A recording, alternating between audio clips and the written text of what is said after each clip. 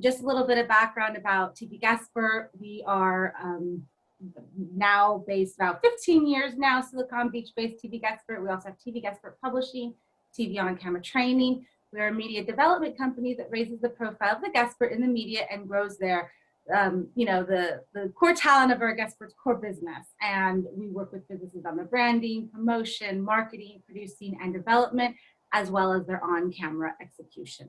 That's just a very small nutshell. We do a lot of, big things. We do have our podcast front and center. We build websites, we produce press kits, success reels, media reels, the whole shebang, especially when it comes to media. So just thank you for joining us. And I'm really excited because today we have Dr. Sheila Forman. Sheila Forman is actually one of the first Guestperts I knew when I came to TVGuestpert. So she's got a very big expertise. She has a PhD in psychology. But the big thing we're here today, she's a first qualified mindfulness-based eating awareness training instructor in the world. So she has a whole program called Tame Your Appetite, The Art of Mindful Eating. And, we're so glad to work with her. She's gorgeous. She's wonderful. She's got the saying, Sheila, am I saying it right? The mind of a lawyer, but the heart of a therapist. I hope right. I said that right. The mind of a lawyer, heart of a therapist. Yeah, so she's just amazing. She's relatable. She's sweet. She's the whole package. So today she's going to be talking about an introduction to mindful eating. So Sheila, I'm going to let you take it away. And again, everybody, I will be back in the last 10 minutes for Q&A. So if you have questions, please feel free to leave them in the comments. Thank you, Stephanie. What a wonderful introduction. And I so love TVG, TVGuestpert. So thank you for giving me this opportunity to talk about mindful eating. As Stephanie mentioned, I am a psychologist. And for over 20 years, I've been helping people overcome emotional overeating and manage in general their weight and food issues. And what I discovered through my practice is that while many people got the hang of separating physical from emotional hunger and could get their weight down to where it wanted to be, some of my clients couldn't. There was just a missing piece. So ever the student, I decided to go back into the library, back onto the web to do research. And through my research, I discovered mindfulness and mindful eating. As Stephanie mentioned, I'm one of the first mindfulness-based eating awareness training qualified instructors. I was trained through Dr. Jean Christella, who is the author of this program, as well as her associates. And I've taken what I've learned and turned it into a very simple mindful eating program that anyone can follow if they want to have a non-diet approach to weight management. So let's start by talking about what mindfulness is. You may have heard that term a lot. It's very common now to hear, be mindful about this, practice mindfulness about that. But here's the definition that I like to use for mindfulness, and then I apply it to eating. My definition of mindfulness is this.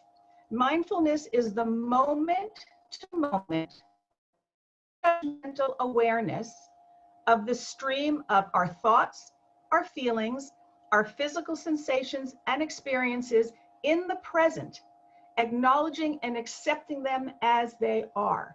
So mindfulness is really about being aware and being present. And when you can be aware and present with respect to your food, your relationship with food changes. It changes dramatically. And as a result, if you have any excess weight that you need to get rid of, mindfulness can help you get rid of it. So you may be asking, why do we need mindfulness when we eat? Well, when we are mindful when we eat, we can make informed choices. And in my work, I refer to those as mindful choices. These are choices about the food that we eat, why we eat, and when we eat. So we think about it. We're not just acting out of impulse or reaction. In addition, when we eat mindfully, we can respond rather than react to what's going on around us and what's going on within us. So just because you're starting to feel a little bit stressed out doesn't mean you have to go for the chips right away. That's very often a reaction, as opposed to learning to be more thoughtful, be more mindful, and make a different informed choice. You might want the chips, and that's okay. I never tell people not to eat something, but you're going to be able to make that choice thinking about it, coming from a place of awareness and presence rather than reaction or impulse. When we don't eat mindfully, we can slip into some very bad habits, and I'm sure many of us are aware of these. Without mindful eating, we tend to prefer high-fat, high-sweet foods. And again, it doesn't mean that high-fat, high-sweet foods don't have a place in mindful eating, but you want to do so by making sure that it's exactly what you want at the time that you want it. Without mindful eating, we also tend to override our physical cues for hunger and satiety, meaning that we may be hungry, we may start to eat, we don't notice that we're no longer eating, and we keep eating. And as a result, we take in more food than our body needs to sustain us, and we put on extra weight. The same thing is if you don't notice when you're full or when you're satisfied. And again, you can overeat because you're not in tune with that. So without mindful eating, you override those very important bodily cues. Without mindful eating, we also tend to use food to distract us, to celebrate, to reward, and to comfort. And it's okay to use food from time to time to distract ourselves, to celebrate, to reward, and to comfort. But what we don't want to do is do that all the time, because it's what we do most of the time that forms who we are. An occasional use of food to distract yourself, you've just got a big promotion, you want to go out and you want to celebrate, go for it. There's nothing wrong with that as long as you're doing it mindfully. And in a few moments, I'll explain to you exactly how you can do that. In addition, when we eat without mindfulness, we tend to respond strongly to the cues that are in our environment. We can't go anywhere these days without being triggered to eat something. There are coffee shops on every corner. Even if you go into a pet store, there's a rack of food for humans, rack of candy and cookies for humans to consume. I remember once being on vacation in Africa. It was in Nairobi, and one of the things that struck me was that as we were going around and we were doing our tour, I think I could count maybe 2 fast food restaurants, and one was probably a KFC, and the other one was something like a Subway, and that's it. In the city of Santa Monica, where I live, there is a fast food restaurant or an opportunity to eat literally on every block. And when we are shown that much stimulation, and we're not really paying attention, we're not thinking about what is it that we really need, we're coming from a place of distraction, as opposed to that moment by moment awareness, we can be triggered by those cues. You smell bread coming from bakery, the next thing you know, you're going in and you're buying a loaf, even though that wasn't on your shopping list or your intention for that day. And the other thing that happens when we don't eat with a mindful state of mind is that we can eat mindlessly. And there's a lot of mindless eating that all of us do from time to time. And let me give you some examples. And as I offer you these examples, I would ask you to think about yourself, to ask yourself, do I do this? And again, there's no judgment here. One of the elements of mindfulness is that we don't judge, we observe. We become aware, but we don't judge because we take what we're learning and we apply it. So if any of what I'm about to share with you about mindful eating is something that you do a lot, please don't judge yourself. You're a human being, and until you learn how to be more mindful, this is what you're going to do. So let's take a look at them. I have 6 on my list. The first one is emotional eating. And I define emotional eating as finding comfort in food, using food to cope with your emotions, whether it be stress or sadness or fear. That's emotional eating. And sometimes emotional eating serves us. Sometimes we do need that bowl of popcorn, or we do need that ice cream cone. But again, when you do this more often than not, when it's your go-to coping mechanism, that's when you can get yourself in trouble. And at the end of this webinar, I will tell you about a book that I have available for you that can help you overcome emotional overeating, if that's one of the issues that you struggle with. The second form of mindless eating is called grazing. Grazing means that you eat frequently throughout the day, whenever food is available to you, or maybe you just have nothing else to do. You just pick. You have a coffee and a donut when you get to the office. Then you walk past a friend's office, there's some candy, you take some candy. Or you don't serve yourself proper meals that nourish you, and you just graze every 2 hours or so throughout the day. You have a little bit of yogurt, you have some pretzels, you have a scone. That's mindless eating, because you're not paying attention to your bodily cues when you're doing that. Another form of mindless eating is what I call being a large eater. This is a person who prefers to have larger meals and larger snacks in order to feel full. Now, it is important to feel a sense of fullness after you've had something to eat, because that's how you know that you've given your body enough nourishment. But if you're used to needing a very profound sense of fullness, if you really need to have almost an ache in your belly to feel full, you may be a large eater. You may be someone who needs the supersized meals as opposed to the kids' meals to feel satisfied. That's a form of mindless eating. Then there's binge eating. Binge eating is out of control eating. It's mostly done with high fat and high sweet foods. There's actually an eating disorder called binge eating disorder. And the Mindfulness-Based Eating Awareness Training Program that I studied is actually applicable to binge eating disorder. But in my practice, most of the people I work with do engage in binge eating. They don't necessarily have the full diagnosis of binge eating disorder. But binging is when you feel the sense of out of control. You just keep eating and eating. You feel like you can't stop yourself. That's binging. That's another form of mindless eating. Then we have multitasking eating. This is eating while doing other things. So you're eating with one hand, you're driving the car with the other. You're eating and typing on your computer. You're texting, you're playing games, you're watching television. You're at the movies, you're eating popcorn.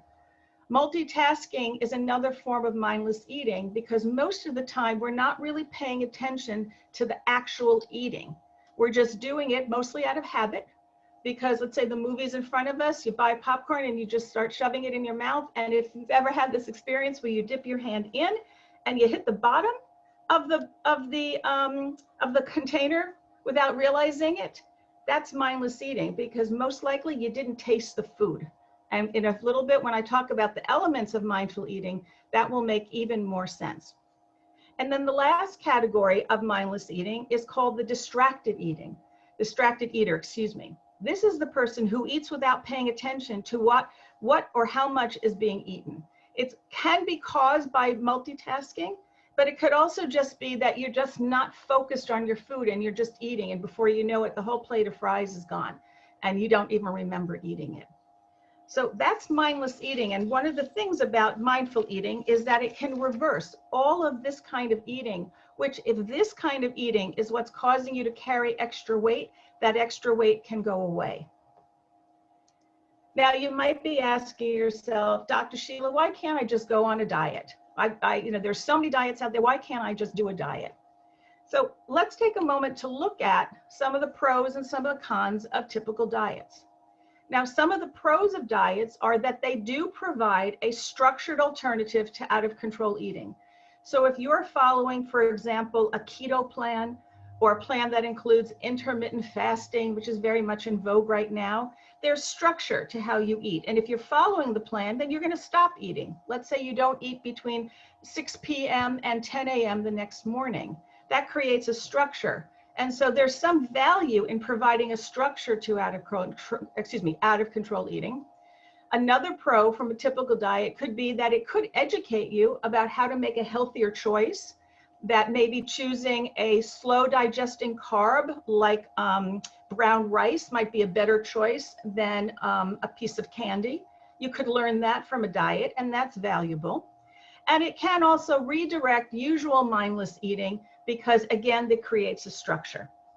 And for people who need a structure, I can appreciate why they lean on diets. It makes sense.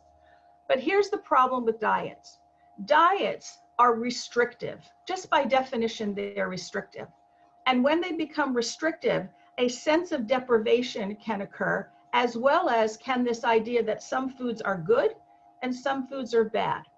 And my experience, both as a psychologist treating people with eating issues, as well as instructing people on how to be mindful about their food, what I've discovered is that when we restrict, when we're told something is good or something is bad, when we develop a sense of deprivation, diet's over, the binging starts, the overeating starts.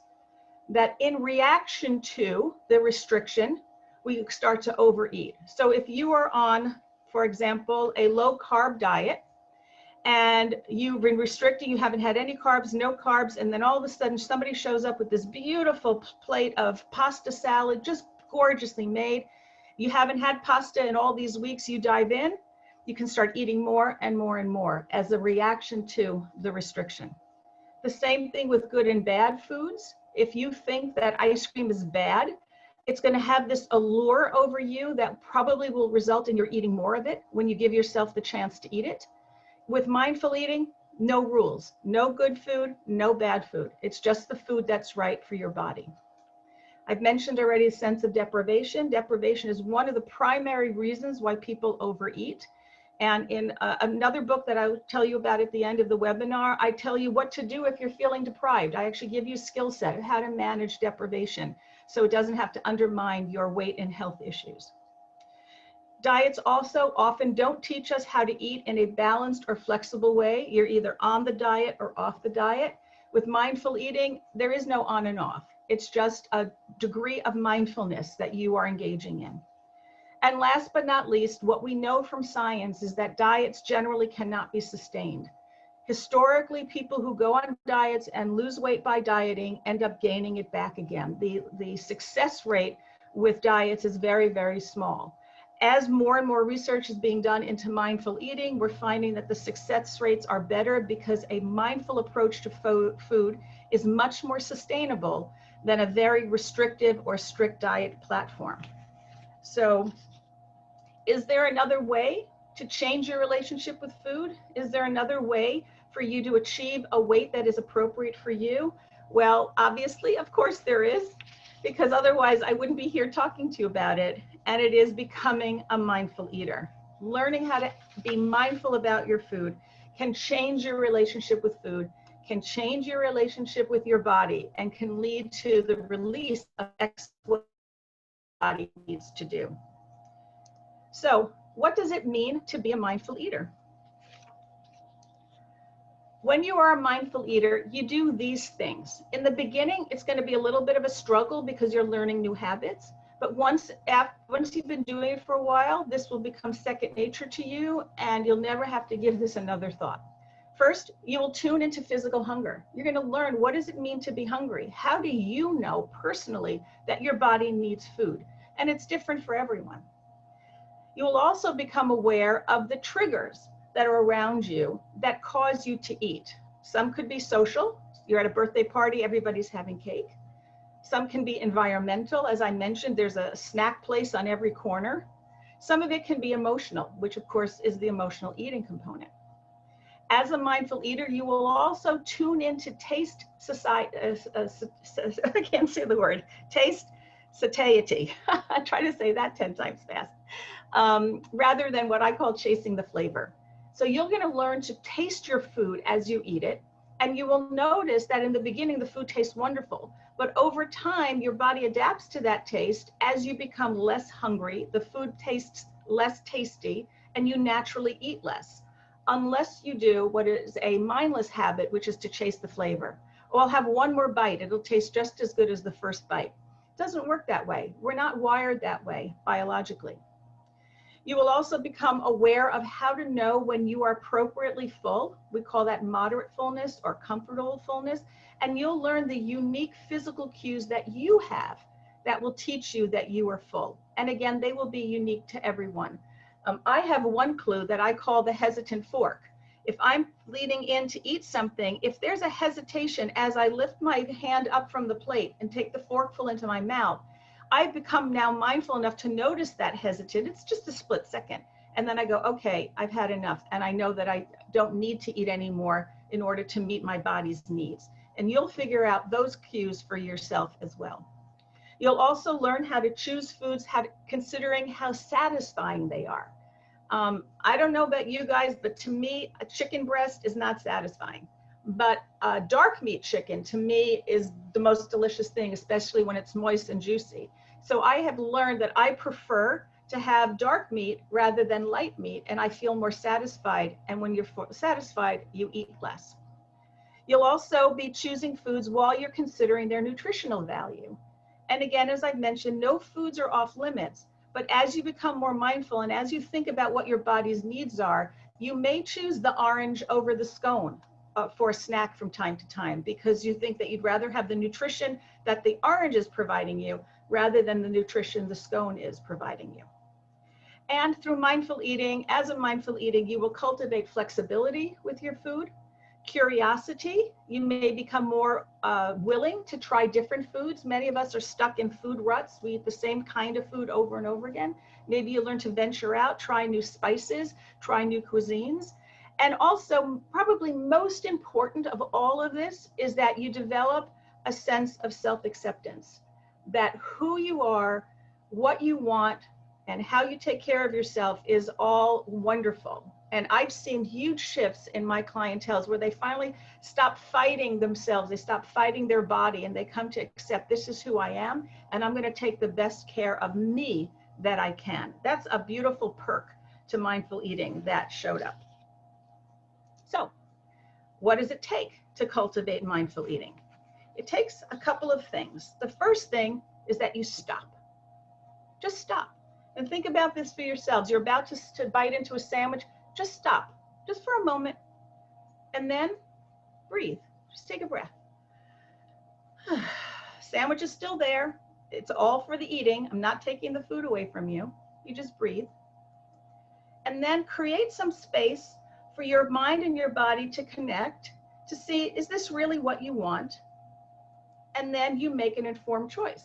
And after you stop and you take your breath, and you check in with yourself, if that sandwich still is what you need, bite right into it and enjoy every morsel. But maybe it turns out that you look at that sandwich and go, you know what, I really don't want that much food. I think I'd rather just have a cup of yogurt and some fruit. And you put the sandwich down for another time, you go, you get your yogurt and fruit. So how does mindful eating allow you to do all of this? There's two important elements. The first is called inner wisdom, and the second is called outer guidance. So we work on a couple of levels. We work with the inside, and then we also work with what's going on around you. For inner wisdom, you learn to develop your own body signals. Now, I've already mentioned the signals for hunger and for fullness, but there are other signals that our body can convey to us, including whether we're thirsty, whether we feel satisfied, and whether we feel sated. We've had enough nutritional food put inside us. What some people don't know is that oftentimes what might seem like hunger is actually thirst. And learning to distinguish for yourself, how does your body communicate thirst to you versus hunger to you, can make all the difference in the world. Because if you're thirsty, what your body needs is water. If you're hungry, what your body needs are nutrients. So you will learn your body signals. And you will learn also what tastes good to you and when what you're eating stops tasting good to you. And you'll know what your body needs to thrive because you're going to be checking in.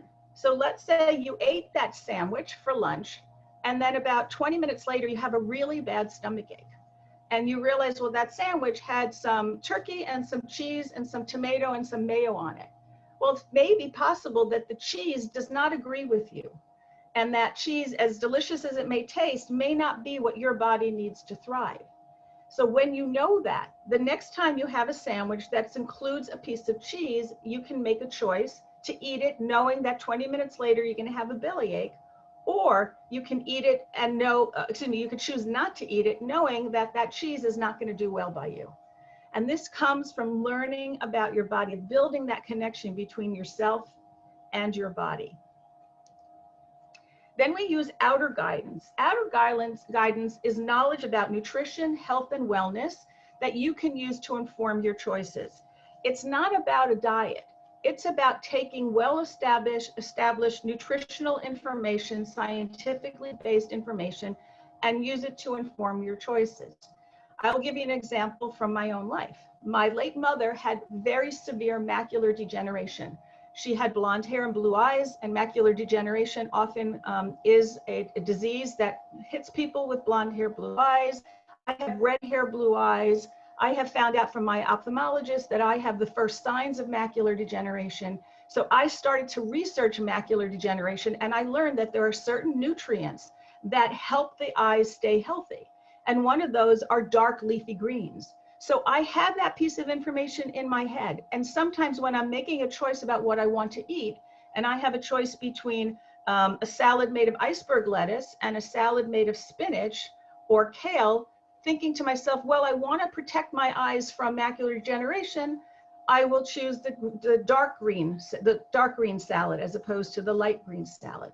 Not all the time, but when I'm thinking about it and I want to make a choice like that, I can use that information that I've gathered to inform my choices. So, sounds very complicated. Honestly, it really isn't. The way that you learn to eat mindfully is very simple: to learn to tame your appetite. And TAME stands for the art of mindful eating. T-A-M-E, TAME, the art of mindful eating. If you want to tame your appetite and you participate in a program that I can help you with, either self-study or by personal coaching, one of the first things that you're going to learn is how to have a daily mindfulness-based meditation practice. And in a moment, I will tell you a little bit more about meditation, because that's a fundamental part of this approach to mindful eating. Through the training, you will also have actual eating experiences, which will teach you how to know that you're hungry. How do you know if you're full? How did you know that something will trigger a binge? How do you know what choices to make? You'll actually have eating experiences, and the eating experiences include the famous raisin exercise, but we also use chocolate, we use cheese, we use crackers, we use a lot of different foods that people often think, oh, if I start eating this food, I'm going to just eat it. No, you're going to learn that you can eat it to satisfaction and leave the rest. Imagine leaving half a sleeve of Girl Scout cookies behind once you're a mindful eater. If you're a mindless eater, chances are you go through the whole box without even paying attention because they're so delicious.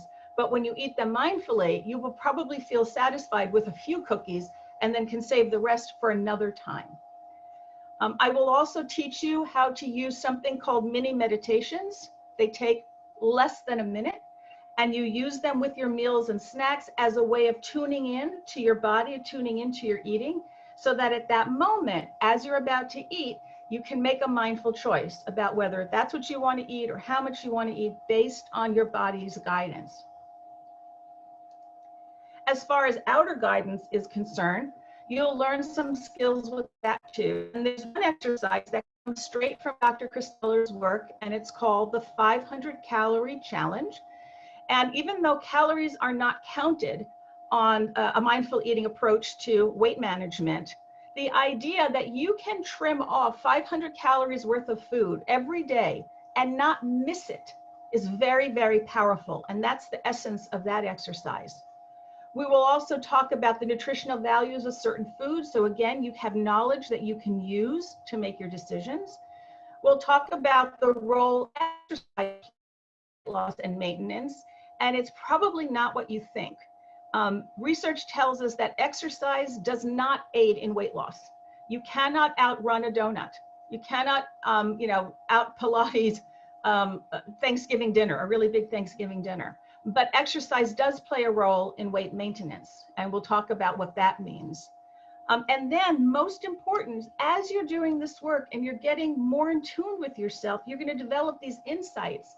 And these insights you're going to use to adapt your own personal preferences, your own patterns. Just like when I get that insight as I was reading the books about macular degeneration, and I learned that leafy greens contain a certain nutrient that's really good for the eyes. That insight is now informing my decisions. So we start with the inside, the inner wisdom, and then we add what we learn outside, and we create mindful choice. And that's the basis of mindful eating. But there's one more piece. If you needed to have one sentence of what mindful eating is quality over quantity. So if you eat really delicious chocolate, for example, and you savor it, you will eat less of it than a whole bag of candy that you may buy at CVS after Halloween. So we're looking at quality. We're looking at becoming more picky with your eating, so that you're really choosing foods that taste wonderful to you and that are good for you, rather than just what's there on sale or just easy to munch on in quantity. So just this one sentence, if you keep this in mind, mindful eating is quality over quantity, you're halfway there. And just as a summary, by practicing mindful eating, you're going to be doing all of these things. You'll be cultivating self-awareness about hunger, triggers, taste. You'll become aware of your fullness. You'll be learning to use outer guidance to help you choose food. You'll choose food considering how much it will satisfy your taste and your physical hunger. And again, as mentioned before, you will cultivate flexibility, curiosity, and self-acceptance, all by becoming a mindful eater. Now, what is the foundation of mindful eating? Because I'm sure many of you have heard the term mindful eating, you'll also be familiar with intuitive eating, but the foundation of mindful eating is actually meditation. And it's meditation that distinguishes this approach to mindful eating from other mindful eating methods or recommendations. So you might be asking yourself, why? Why do we have to meditate? We're just trying to get some weight off. Well, here's why. When you meditate, you calm down your mind, your body, and soul. And as you calm down, a couple of things happen. First of all, your body will experience less stress. And we know that stress leads to an increase in a hormone called cortisol. Cortisol is sometimes called like the fat hormone or the weight hormone. Excess cortisol causes weight gain in the body. So just by reducing stress, you're naturally managing that particular hormone. In addition, as you become less stressed, if you are an eater, if you eat overstressed, if you're an emotional eater, you will do less and less of that.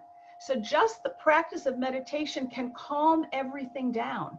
And you can learn to eat less and feel less stress, and your body will respond to that less stress by not creating so much cortisol. So that's one reason why we start with the foundation of meditation and then build the inner wisdom and the outer guidance on top of it. The second thing, equally important, is that by meditating, you learn how to pause between a thought and an action. So you learn to respond to something rather than to react. And this goes back to what I was talking about at the very beginning of this webinar. This idea that you don't want to just react and be impulsive, but you actually want to be able to take that moment, create that space, and then make a choice that is a healthy response to whatever's going on around you, as opposed to just a reaction. And the reason that meditation can do that is because the type of meditation that I teach and the type of meditation I would recommend that you start practicing, and there's plenty of ways to learn it, is called mindfulness-based meditation. Because with mindfulness meditation, you get a lot of benefits. There's tons of research out there that say mindfulness meditation can increase your awareness of and shift your response to things like pain, anxiety, your relationships, your food. It can improve things like blood pressure, chronic pain, immune disorders. It can help to cultivate a feeling of emotional well-being, which will decrease anxiety, depression, and anger. It improves behavior beyond disordered eating. It will help with alcohol, drug addiction, and smoking. And it will help you to cultivate this sense of compassion and loving kindness towards yourself and towards others. And that's just from a few minutes a day of mindful meditation. To meditate, it's actually very simple. You simply sit down and focus your attention on something. You can use an object, but most often in mindfulness meditation, you're just focusing on your breath. And you just close your eyes if you like to, take a position that feels comfortable. You want to stay awake, so I don't recommend that lying down necessarily, or certainly not lying down around bedtime, because you want to stay in a physically awake state. And then you just focus your attention on your breathing. You allow yourself to detach from everything else that's going on around you. But when your thoughts come up, and they will, you cannot turn off your mind. Thinking that meditation is a way for you to stop your mind, stop your thoughts, that's a misunderstanding of meditation. Our minds are chatterboxes and they just keep going and going. But what happens with mindfulness meditation is you're focusing on your breathing, and then all of a sudden you start to notice that you have to make a phone call. As soon as you notice that thought, you recognize it, and then you just bring your attention back to the breath. And you just do this over and over again. And over time, what will happen is there'll be fewer and fewer thoughts that you have to grab back, or you'll be able to grab them back much quicker. And by doing that, you're actually training your mind to focus attention. And in this case, the attention on the breath. But in your non-meditating hours, it's an attention to everything else. It's the attention to the details in your body. It's the attention to the cues and triggers that are around you. That's why we start with meditation as the foundation of this approach to mindful eating.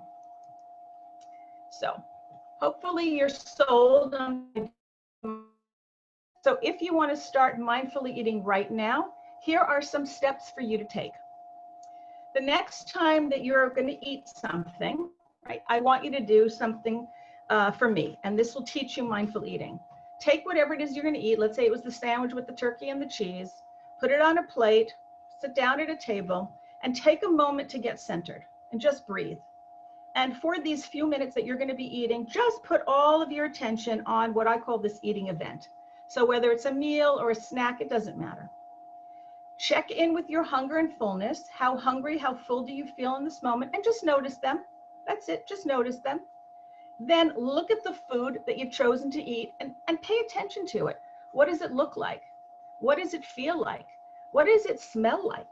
I mean, a sandwich with really thick, crusty bread will look very different and feel very different than a sandwich made out of, white bread. So take some time and just notice it. Bring in all of your senses to what you're eating. If you have some soup, just smell the aroma of the soup. Then think about all that it took to get that sandwich or that cup of soup to you in front of you. So there are a lot of people involved. They're farmers and manufacturers. They're the guys that drive the trucks, the stock clerks who put the food on the shelves, the cashiers who help you check out. Take a moment and just experience a little bit of thankfulness or gratitude for their participation, because that again is connecting you to the food and to everything that took to bring this food to you. And then eat your food slowly, paying attention to how it tastes, how it feels in your mouth. Notice when when taste changes, if it does, and it probably will at some point. And then as you're eating your sandwich or your soup or whatever it is, check in from time to time with your hunger and your fullness. And when you feel you've had enough, either because the sandwich is all gone or because you've checked in and you're going, well, I really don't want any more, and you leave a little bit left over. When you're done, give yourself credit for the mindful efforts that you made. Because in this moment, you've practiced mindful eating. And the more that you do this, the more you practice this, you'll get the hang of it. You don't have to do this every time you eat, but the more often that you do this, the more mindful your habits will become, and the more second nature this will become. And you will see that a struggle that you may have had with food disappears. The tension between you and what you eat will also disappear because you and your body will be in sync. So simple 7 steps. If you'd like to learn more about mindful eating, I would like to recommend my website, tameyourappetite.com. On it, you will find a variety of products, some free, very inexpensive. There's a ton of programs available. Some you can do as self-study, some you can do with me. There's also information about what mindful eating is, what mindfulness is, and so forth. In the shop, there's even a little 5-minute meditation that could get you started on your meditation practice. So when you have time, I welcome you to go in and check out the website. On the website, you'll also find these books, and The Best Diet Begins in Your Mind. Self-Fullness is a book that helps you build your relationship with yourself, giving yourself permission to take care of yourself. Do You Use Food to Cope is actually my doctoral dissertation turned into a self-help book to help you overcome emotional eating, if that's a struggle. And then the last book, The Best Diet Begins in Your Mind, is a book that looks at the 8 emotions that people eat over the most and what to do about them. And that's where you'll find, if you're feeling deprived, what do you do? If you're feeling lonely, what do you do? If you're feeling angry, what do you do? All these books are available through the website if you're interested. And then last but not least, if you have any questions for me or would like to talk to me about anything, you could learn more about me on both my website, drsheilafforman.com, as well as tameyourappetite.com. I want to thank you so much for taking this time to listen to my introduction to mindful eating. I will turn the webinar back to Stephanie. If there are any questions, I'm very, very happy to answer them. Oh my gosh, Sheila, that was awesome. Thank you so much. You are I think very, there's a very lot of great welcome. information in there. We did get questions. We did get a couple comments, you know, guilty of my multitasking eating. I know you've got a couple here, and I'm just like, I think I could check off all of them. Emotional, large eating, but I'm not large eating, binge, distracted. I wanted to pull out a couple of notes here first to start this off, is that I love in the very beginning, you kind of note that the tame your appetite still allows us to eat what we want. Absolutely. I hope that we have the control, though, when it comes to a more ideal, healthy eating, though. So one of the things that I wanted, I felt for when it came to mindless eating, for me, I kind of, I guess it'd be emotional, but like food for comfort, I think is probably where I fit. But anyways, I wanted to go into labeling. I know that you didn't discuss labels. You're not going into labels. Right. But I found when it came to what we eat, it's very difficult. What I'm hearing from you is to just listen to our body more versus reading labels. I find labels very confusing. Yeah. How do you go about not necessarily how do you kind of dismiss labels but trying to be mindful at the same time? I find that very difficult. That's such a great question, because we are all, I'm speaking for myself as well, products of the diet culture.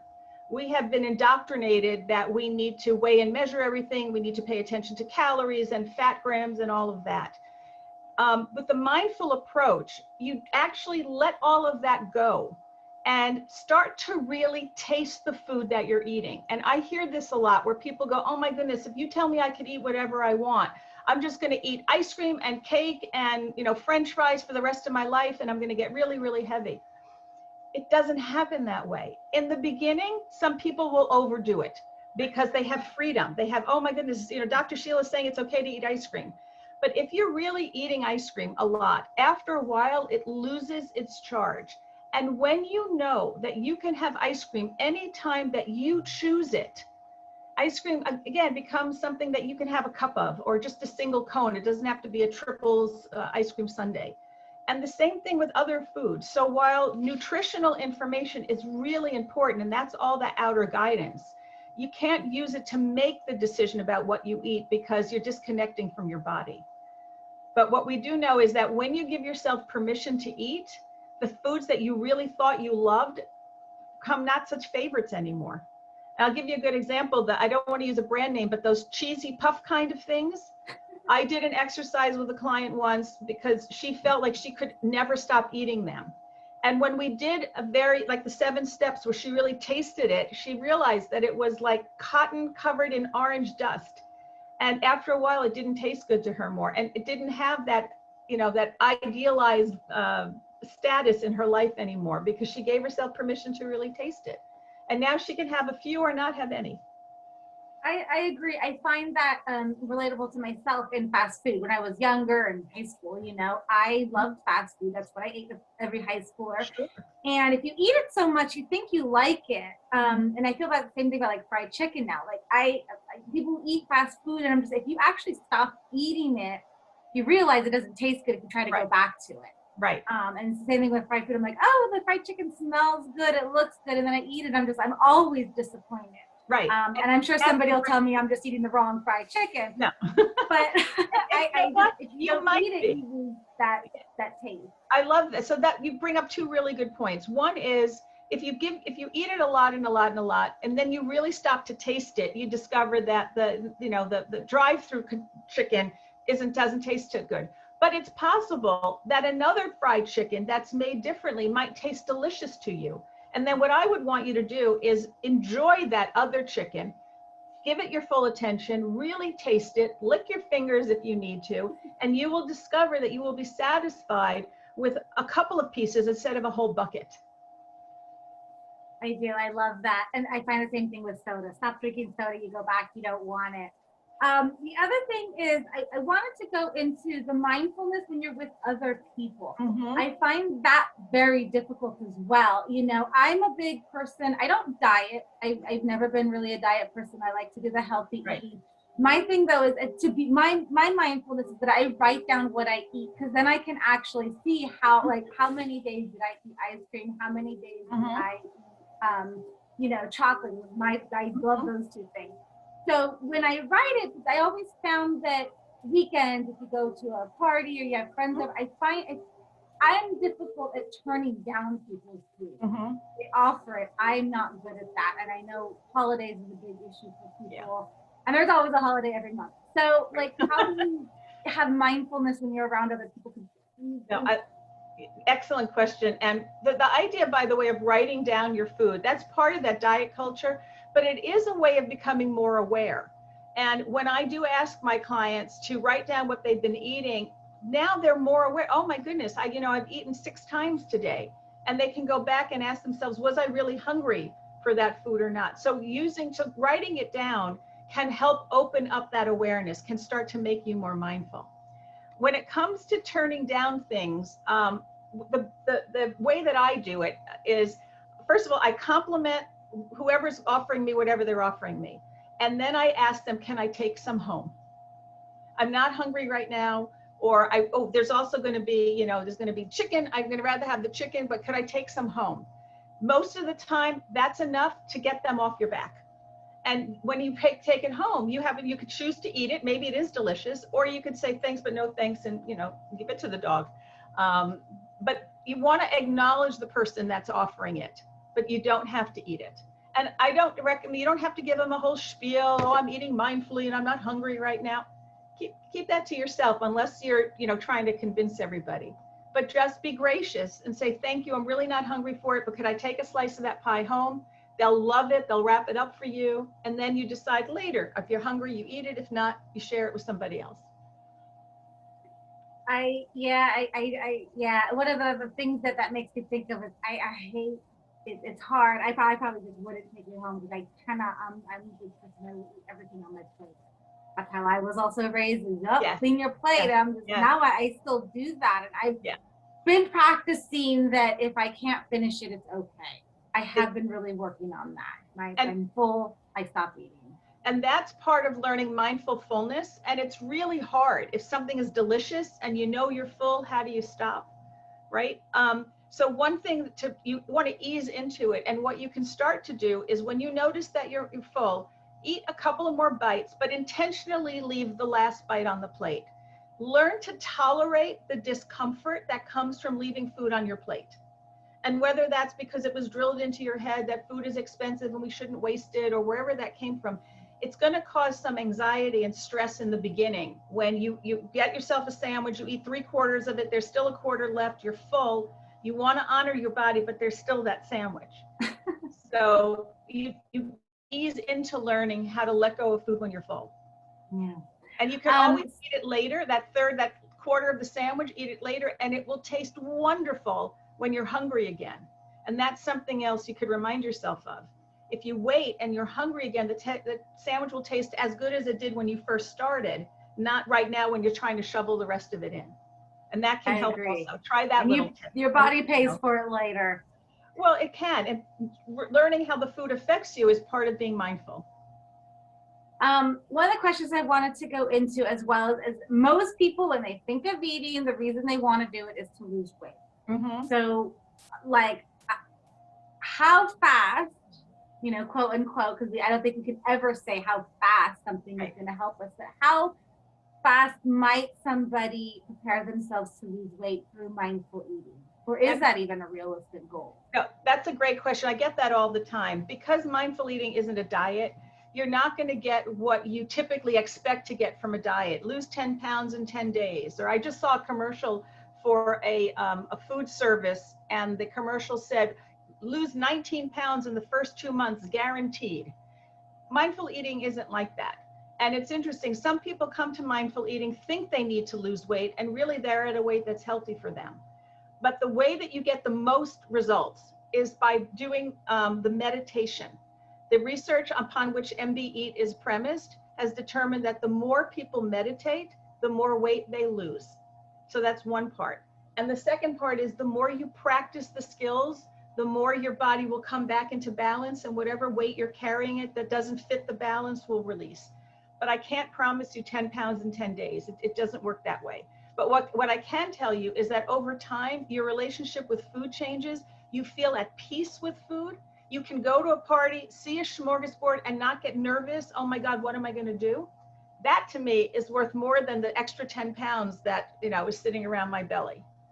But that's me. I also think that the fast weight loss is probably not ideal and healthy for our bodies in general either. So, Right. So we'll go into one final question. I know I have difficulty with this. I always have. It's always been around in my life, but I have struggled with it, is meditation. So what if someone struggles with meditation? What if because that seems to be a big part of this, struggling, doesn't know how to do it, can't do it. Right. What's a quick bite on how to do that? Of course. So everybody can meditate and everybody thinks they can't meditate. I just tell you, sit. So pick a spot in your house, a particular chair or a corner, a cushion, whatever. That's your meditation space. Sit. 1 minute, 5 minutes. And then sit again and get into the practice of sitting and just being still for 5 minutes. Over time, your mind will calm down and then you can start to learn to meditate. So that's first tip. The second tip is don't expect you to shut off your mind. Just sit there and to the best of your ability, focus on your breath. And every time your mind wanders and you notice it wandering, just bring it back to the breath. And that's it. That's meditating. And there are a lot of apps out there that can help you. I would recommend guided meditation at first. So there's a voice sort of talking you through it. Eventually, you can just do it with a timer. But best just sit for the designated number of minutes. And then if you can, just focus on your breath. And over time, everybody can do this. I still have to practice it. I know that's one of my personal things. So Sheila, I'm going to go ahead and stop it on that note. I think you gave some really fantastic information. Thank you so very much thank you for inviting me. Talking about it. So everybody, thank you again for joining us for Dr. Sheila Forman. This was our TVGuestpert webinar.